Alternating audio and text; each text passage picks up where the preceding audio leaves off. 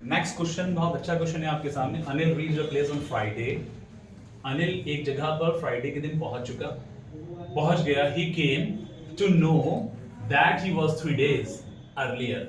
यानी उसको मालूम ये हुआ कि जब वो फ्राइडे में वहां पहुंचा है तो ये 3 दिन पहले वहां पर पहुंच गया है।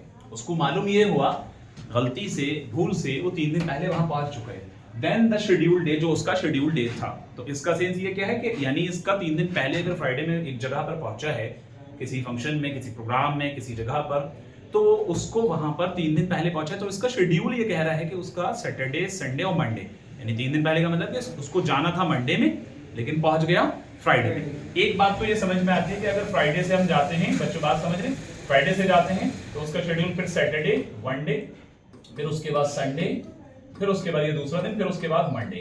तो यानी अगर 3 दिन के अकॉर्डिंग देखेंगे, 1 दिन, 2 दिन, 3 दिन, एक्चुअल में उसका शेड्यूल यहां था। शेड्यूल जो था बच्चों वो यहां था, लेकिन वो पहुंच गया यहां पहले ही।